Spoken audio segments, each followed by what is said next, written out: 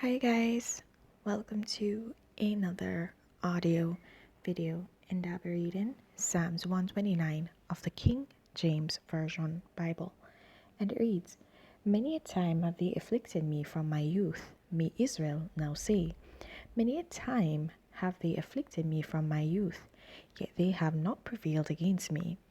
The plowers plowed upon my back, they made long their furrows. The Lord is righteous, he hath cut asunder the cords of the wicked. Let them all be confounded and turned back that hate Zion. Let them be as a grass upon the housetops, which withereth afore it groweth up, wherewith the mowers filleth not their hand, nor he that bindeth sheaves his bosom.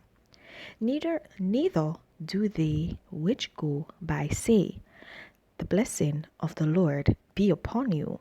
We bless you in the name of the Lord. Alright, guys. So, in this chapter, the psalmist is saying that those that ate the Lord and ate Israel, the Lord's chosen people, they afflict them, they oppress them, they depress them, they cause them to enter a state of regression from their youth onward.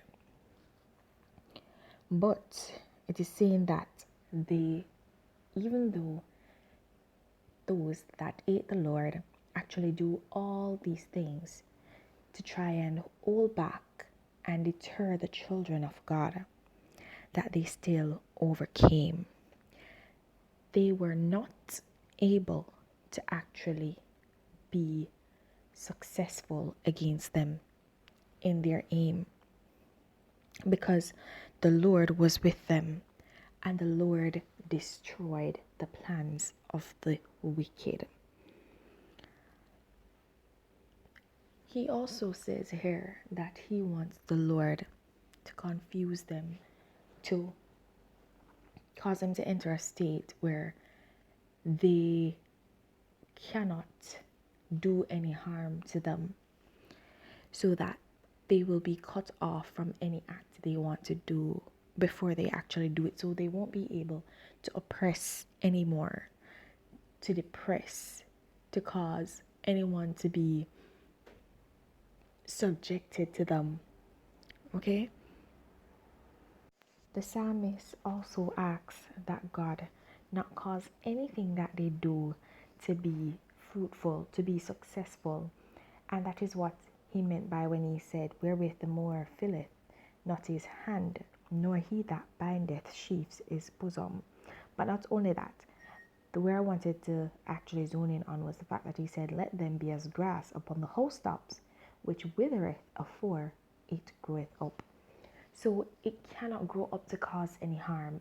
They cannot do harm if they are basically cut off before they have actually reached that state where they can actually cause harm unto others. So I'm going to ask you, are you causing harm to others? Are you being basically a suppressor? Are you being someone who is an oppressor? Not just suppressor, an oppressor, sorry. Are you being an oppressor to somebody? Are you being a stumbling block for someone? I ask that you search yourself.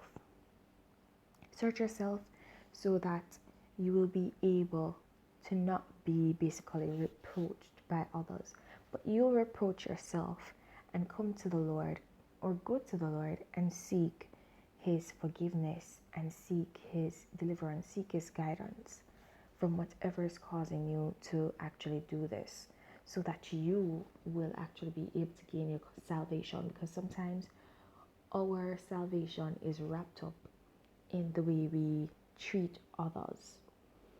Okay, our blessings are wrapped up in the way that we treat others.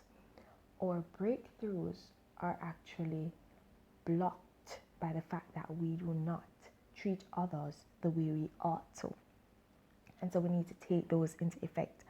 And this here, when I saw that verse 6, that was what came to mind. The fact that your blessings, your prosperity, your growth is stopped by your actions that are not actually in